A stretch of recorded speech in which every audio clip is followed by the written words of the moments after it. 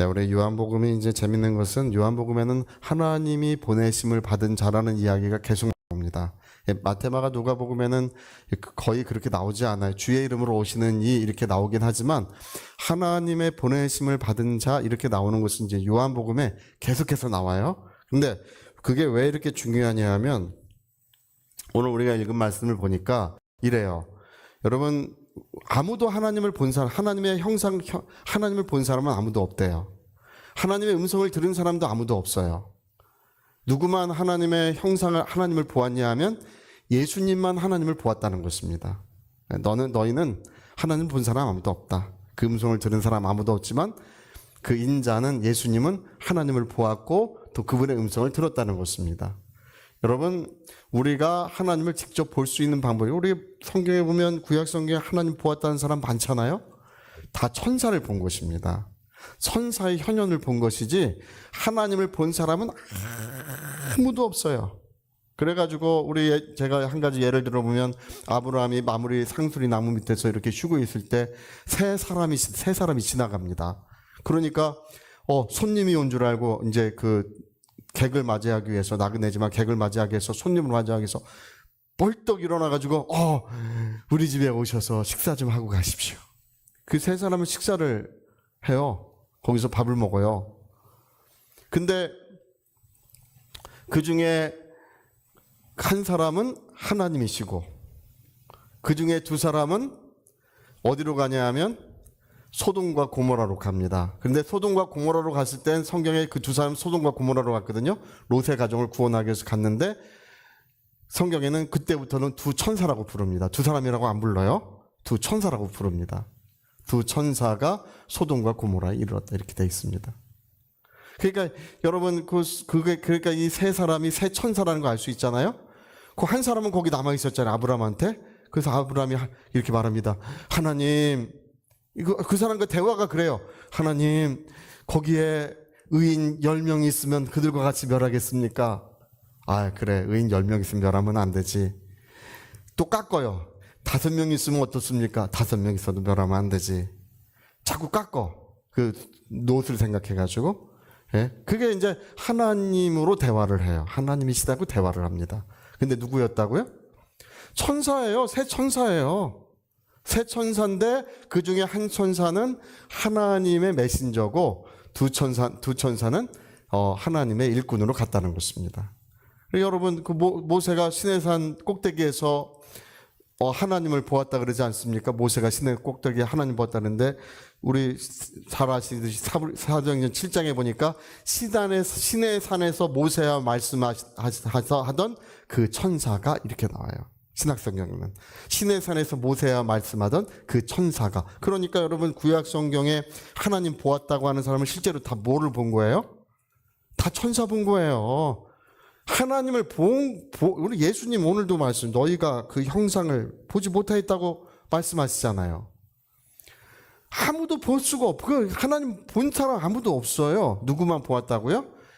예수님만 본 거예요. 예수님만 하나님을 보았고 하나님과 함께 하시다가 오셨으니까 그분의 음성을 직접 들었고 그래서 이 땅에 오셔가지고 하나님의 모습을 우리에게 보여주시고 하나님의 음성을 그분이 우리에게 들려주시는 것입니다. 근데 여러분 이거를 당시 유대인들이 이걸 좋아했나요? 주님의 모습을 보니까 우리가 하나님 모습 보는 것입니다. 이렇게 했나요? 주님의 음성 듣는 것 지금 주님이 병 고쳐주시고 귀신도 쫓아주시고 지금 그게 문제가 아니에요. 여러분 병 고침 받아도 또 죽어요. 사람은 죽습니다. 이 몸이요 나았습니다. 나았어도 몇 년 지나면 또 고장나고 또 죽어요. 할렐루야. 죽는 줄 믿으시기 바랍니다. 그거 안 믿으시면 큰일 나는 거예요. 다 죽어요. 그런 문제가 아니라 그게 중요한 게 아니라 정말 우리가 예수님에게서 중요한 것은 뭐냐면 그분은 하나님의 보내심을 받고 우리 가운데 오셨다는 것입니다. 하나님께로부터 오셨다는 거예요. 아무도 하나님 본 사람 없고 아무도 하나님 음성 들은 적 없지만 그 하나님께로부터 우리에게 오셨는데 오늘 주님 말씀하는 건 뭐냐면 너희가 내가 아버지께로부터 왔다고 그렇게 인정해야 하나님의 형상을 보고 그 음성을 비로소 들을 수 있다는 것입니다. 그 인정하지 않으면 하나님 형상을 우리 볼 수 없고 하나님의 음성을 들을 수 없다는 거예요. 근데 참 신기한 것은 갈릴리 사람들은 다 인정하는데 누가 인정을 안 해요? 예루살렘 사람들이 인정 안 해요. 갈릴리 사람들은 서름도 많고 어려움도 많고 그들은 고난의 역사를 가지고 있어요. 그들은 마음이 겸손합니다. 그러니까 예수님이 은혜를 역사하시니까 당신은 그리스도이십니다. 당신은 메시아입니다. 당신은 우리의 구주입니다 하면서 그분을 다 받아들여요. 여러분, 예수님 부활하실 때 거기 예루살렘 썰이 부활하실 때 500명이 있었다고 이제 주로 이야기하는데, 승천하실 때 500명이 있었다고 이야기하는데 거기 예루살렘 사람이 있는 줄 아십니까? 예수님 승천하신 곳이 예루살렘 바로 앞에서 승천하셨어요. 예루살렘 바로 앞에 있는 감람산에서 승천하셨는데 거기 예루살렘 사람이 있는 줄 아십니까? 승천하실 때 천사가 뭐라고 그래요? 너희 갈릴리 사람들아, 이렇게 말합니다.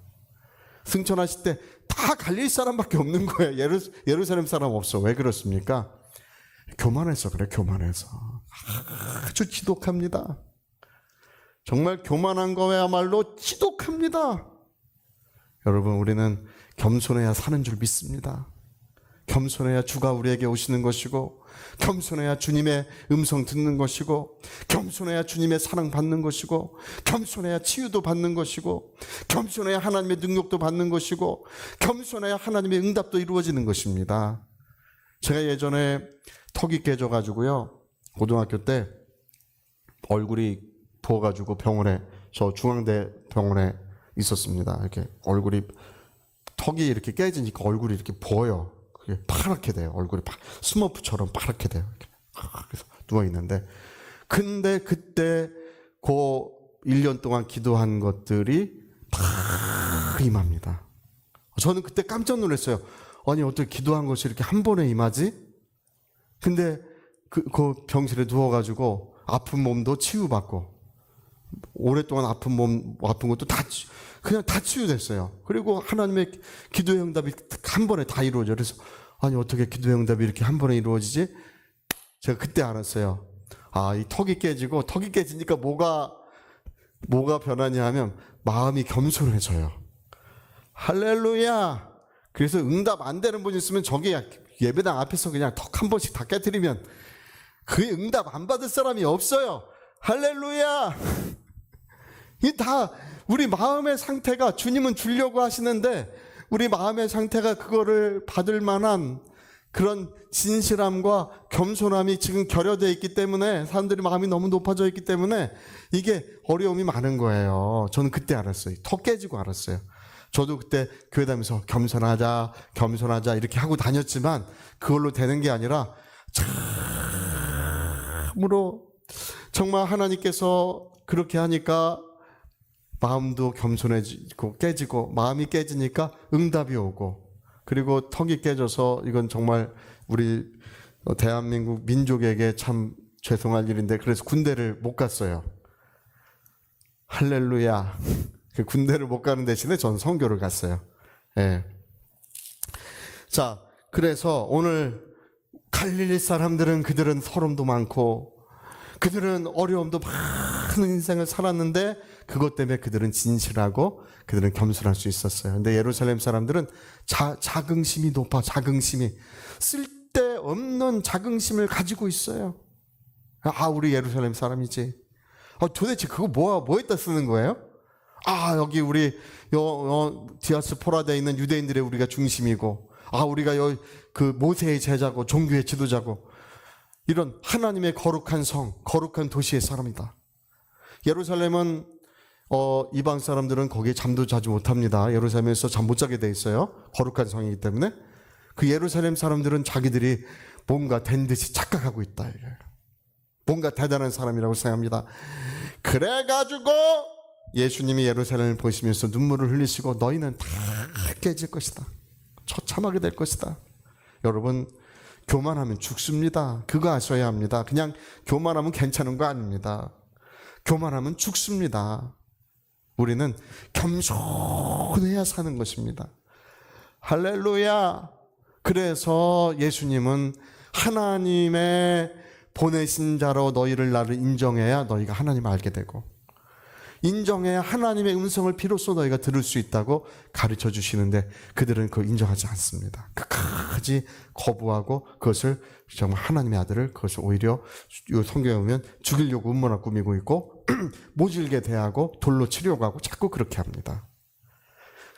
갈릴리 지역 가면 누가 죽이려고 하는 사람 하나도 없어요. 구름대처럼 몰려와서 예수님 오셨냐고.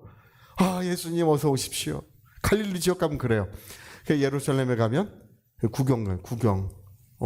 왔다고? 누구 왔다고? 구경하고 듣다가 이게 심판자처럼 자기가 뭔가 대단한 사람인 것처럼 판단하고 있다. 이렇게. 저게 맞나? 다 거짓말이구만. 판단하고. 그래서 예루살렘 사람은 은혜 받지 못하고, 가버나움 사람들, 특히 갈릴리 사람들은 하나님의 큰 은혜가 그 땅에 임했다는 것입니다. 오늘요, 여러분, 이 바리새인들 없는지 아십니까? 오늘 여러분 바리새인 있습니까? 없습니까?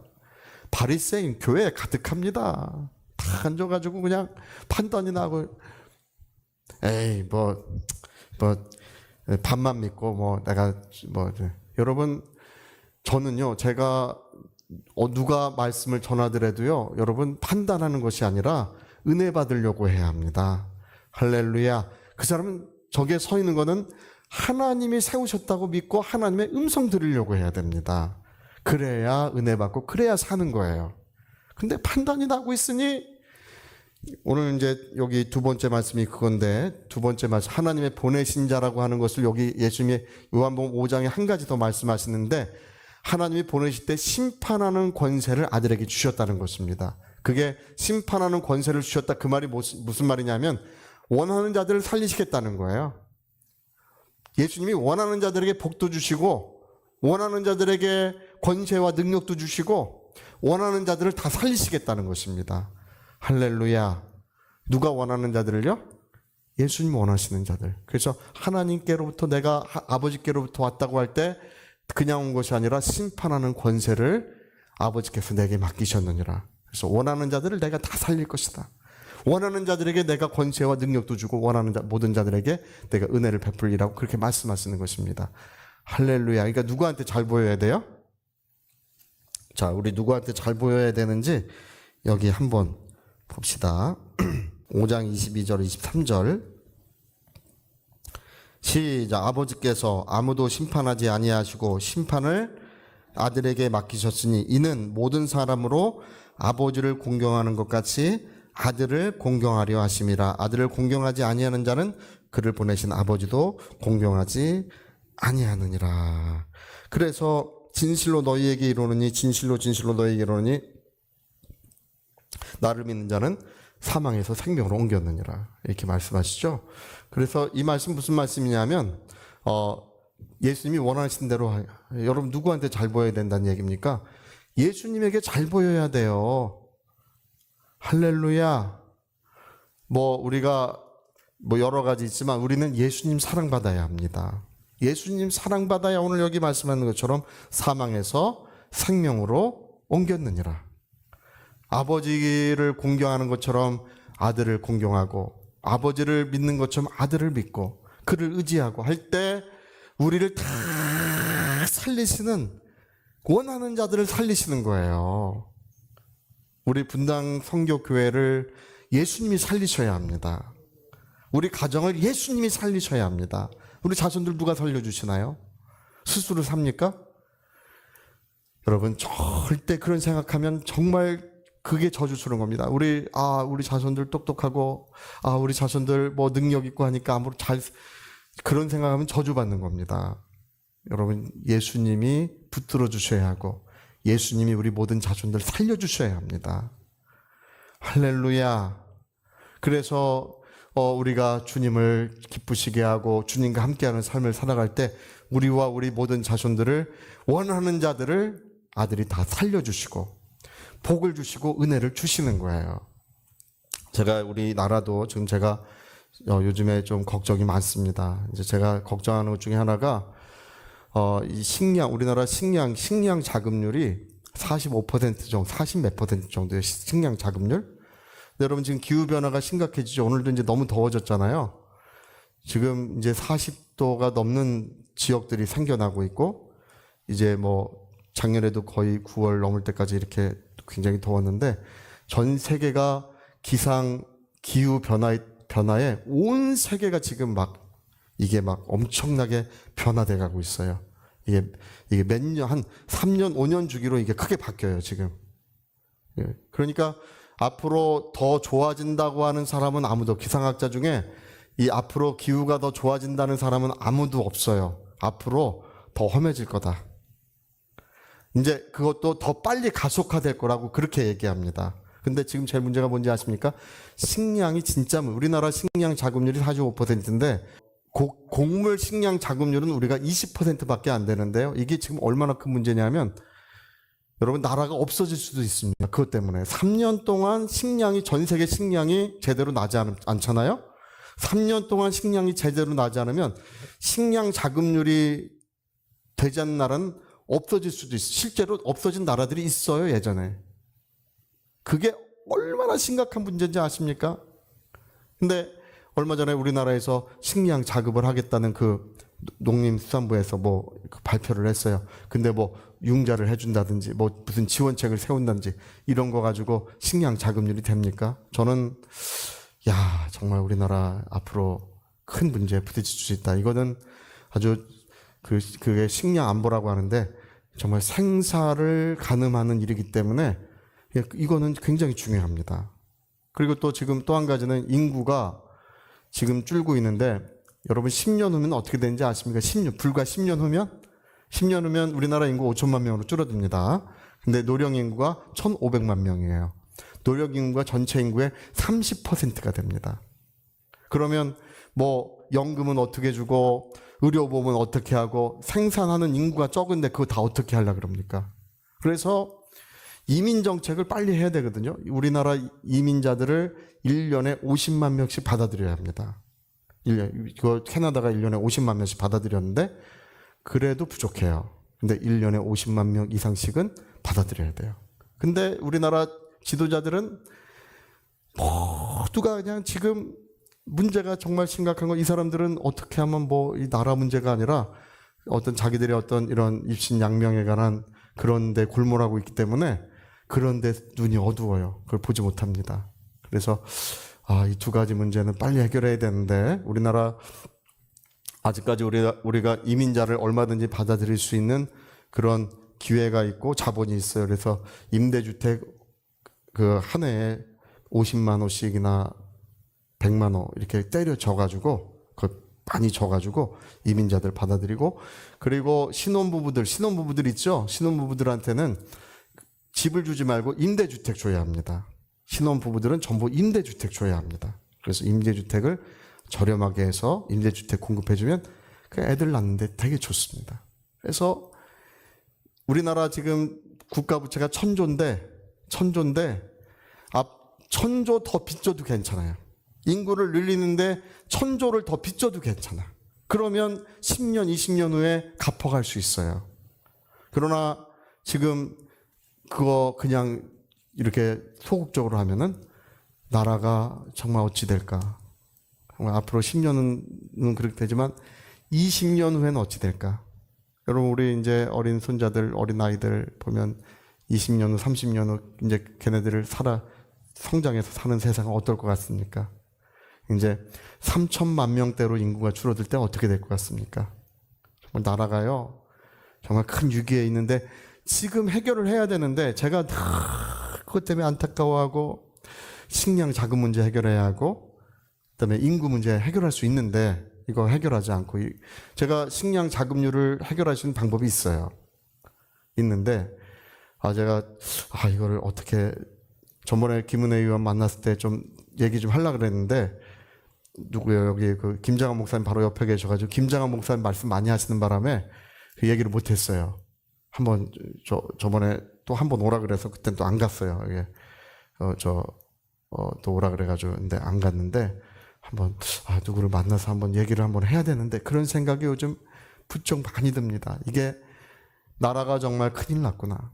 근데 제일 문제는 뭐냐면 지혜가 없어요. 그 지혜를 하나님 앞에 구하고 이 두 가지 다 해결할 수 있습니다. 할렐루야. 저한테 물어보면 해결할 수 있어요. 제가 해결 방안을 가지고 있습니다. 할렐루야. 자, 우리 여러분, 그러나 주께서 이 나라의 지혜도 부어주시고 주께서 모든 교회도 살려주시고 주께서 이 나라에 하나님의 큰 은혜가 임하도록 주님이 역사해 주셔야 합니다. 하나님의 보내심을 받은 그분이 그 모든 일을 할 수 있는 권한이 있으시다는 것입니다. 우리 그걸 믿습니다. 그래서 오늘 우리가 믿는 것은 뭐냐 하면 예수님은 하나님께로부터 오신 분이시다. 하나님의 보내심을 받고 우리 가운데 오신 분이라는, 우리를 살리러 오신 분이라는 걸 우리 그걸 믿습니다. 그래서 오늘 여러분, 오늘 이 시간 기도할 텐데 정말입니다. 여러분 정말 진실하고 겸손하기 위해서 기도하세요. 여러분 교만하면 다 죽는다고 생각하고 나는 교만하면 죽는다. 다른 사람 어찌하든지 나는 교만하면 죽는다고 생각하고 오늘 우리 모두가 겸손하기 위해서 기도합시다. 그래야 주님의 음성 듣고 그래야 주님의 그 영광을 보고 그리고 오늘 하나님의 응답도 이루어지는 것입니다. 주의 은혜가 충만하시기를 부탁드리겠습니다. 저희 같이 한번 기도하시겠습니다. 우리 한번 기도하실 때 왜 갈릴리 사람들은 은혜 받는가? 왜 예루살렘 사람들은 그들은 하나님의 은혜에서 제외되고 있는가? 보고도 보지 못하고 듣고도 듣지 못하고 보는 너희 눈이 복이 있고 듣는 너희 귀가 복이 있음에도 불구하고 보고도 알지 못하고 듣고도 깨닫지 못하는 것입니다. 우리 위하여 같이 기도하시겠습니다.